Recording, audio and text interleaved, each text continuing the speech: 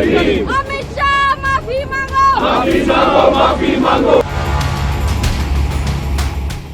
সংসদ চত্বরে কি কলতরা ঝগড়ায় নেমেছে ইন্ডি জোটের সাংসদরা? অমিত শাহকে বিনতে উপর চালাকি করছে তারা? সরকারের বিরোধিতার নামে যুক্তির পথে হাঁটতে চাইছেন নাকি বিরোধী দলনেতারা? সংসদে বিরোধীদের ভূমিকায় সমালোচনা করতে গিয়ে অমিত শাহ বলেন কংগ্রেস সংবিধান বিরোধী পার্টি, আম্বেদকর বিরোধী পার্টি। সে কথা বলতে গিয়েই তিনি বলেন বিরোধীরা সারাক্ষণ আম্বেদকর আম্বেদকর করছে, আর তা নিয়েই কৌশলের পথ বেছে নেন इंडिया জোটের নেতারা। आंदोलन चल रहा है, कल भी हम डेमोन्स्ट्रेशन करेंगे पार्लियामेंट के अंदर। अमित शाह जो डॉक्टर अंबेडकर पर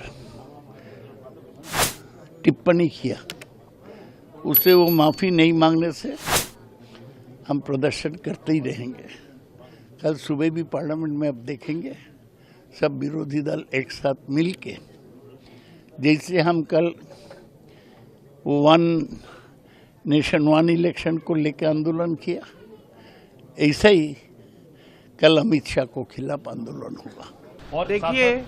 देखिए संसद में ये जिस तरह से इन्होंने अपमान किया है बाबा साहेब का, उसके बाद आज सुबह आपने देखा इनका ट्विटर हैंडल क्या है। इनके ट्विटर हैंडल पे बाबा साहेब की तस्वीर के साथ उनने खिलवाड़ की है। ये वही सोच है जो बाबा साहेब की जो मूर्तियां हैं उसके हाथ पैर काट देते हैं। ये वही सोच है। इन पे कौन भरोसा करेगा? ये कहते हैं आरक्षण को ये ख़त्म नहीं करना चाहते, संविधान को बदलना नहीं चाहते, तो क्या कर रहे हैं? बेसिक रिस्पेक्ट होती है ना, इंग्लिश में कहते हैं बेसिक रिस्पेक्ट। एक आदर जो होना चाहिए वो आदर ही नहीं है। ये संविधान के निर्माता हैं, उनके बारे में आप ऐसा कह रहे हैं।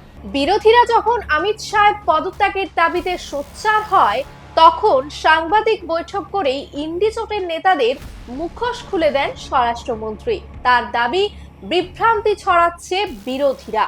कल से कांग्रेस पार्टी ने जिस तरह से तथ्यों को तोड़ मरोड़ कर रखने का प्रयास किया है, ये अत्यंत निंदनीय है और मैं इसकी निंदा करना चाहता हूं। ये क्यों हुआ? क्योंकि भारतीय जनता पार्टी के वक्ताओं ने संविधान पर, संविधान की रचना के मूल्यों पर, और जब जब कांग्रेस या भारतीय जनता पार्टी का शासन रहा, तब शासन ने संविधान के मूल्यों का किस तरह से मूल्यांकन किया, संरक्षण किया और संवर्धन किया, इस पर फैक्ट के साथ भारतीय जनता पार्टी के वक्ताओं ने अनेक उदाहरणों के साथ जनता के सामने विषय रखे, और उसमें वो तय हो गया कि कांग्रेस पार्टी आंबेडकर जी विरोधी पार्टी है, कांग्रेस पार्टी आरक्षण विरोधी पार्टी है, कांग्रेस पार्टी संविधान विरोधी पार्टी है, कांग्रेस पार्टी ने सावरकर जी का भी अपमान किया, कांग्रेस पार्टी ने आपातकाल डालकर संविधान के सारे मूल्यों की धज्जियां उड़ा दी। কংগ্রেস কিভাবে সংবিধানকে হত্যা করেছে সংসদে তা নিয়ে সোচ্চার হয়েছিলেন প্রধানমন্ত্রীও।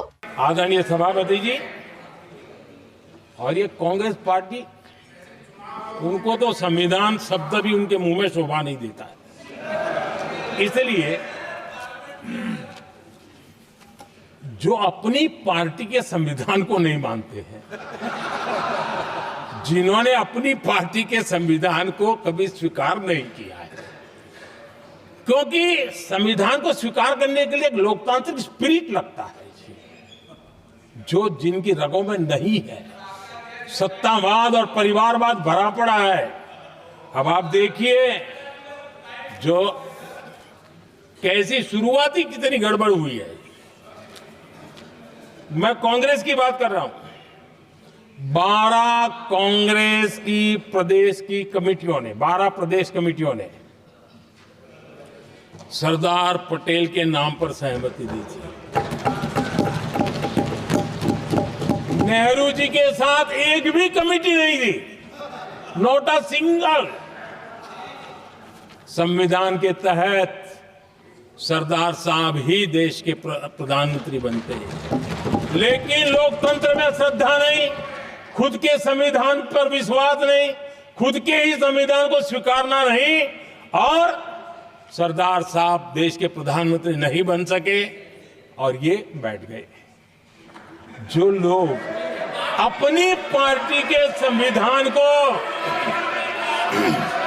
जो लोग अपनी पार्टी के संविधान को नहीं मानते, वो कैसे देश के संविधान को स्वीकार कर सकते हैं। প্রধানমন্ত্রী সংসদের ভেতর যখন কংগ্রেসের ভুল ধরিয়ে দিচ্ছেন তখন অজুহাত খোঁজার চেষ্টা করছে বিরোধীরা। তাই অমিত শাহের বক্তব্যের খণ্ডিত অংশ তুলে ধরে সংসদ অচল করার খেলায় নেমেছে তারা।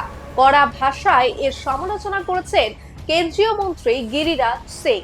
जो पापी है डॉक्टर साहब का, सबसे बड़ा पापी अगर कोई है तो कांग्रेस पार्टी है, जिसने डॉक्टर साहब के साथ बहुत बड़ा पाप किया है।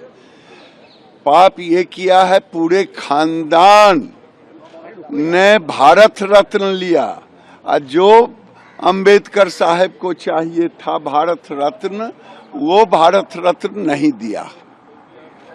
इससे बड़ा पापी और कोई हो नहीं सकता।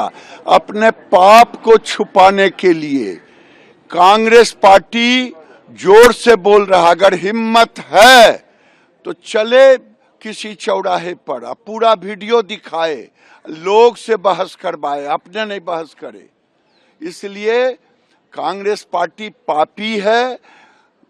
बाबा साहेब अंबेडकर के साथ जो पाप किया है, उस पाप के लिए प्रायश्चित करे, माफी मांगे। বিজেপির মতে অমিত শাহের বক্তব্যের একটি ছোট অংশ তুলে ধরে যেভাবে মিথ্যাচার করছে ইন্ডি জোটের নেতারা, তাতে তাদের ক্ষমা চাওয়া উচিত।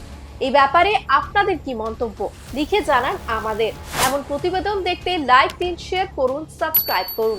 দেখতে থাকুন বেঙ্গল ফ্যাক্টস। जय भीम जय भीम जय भीम। अमित शाह माफी मांगो, माफी मांगो, माफी मांगो।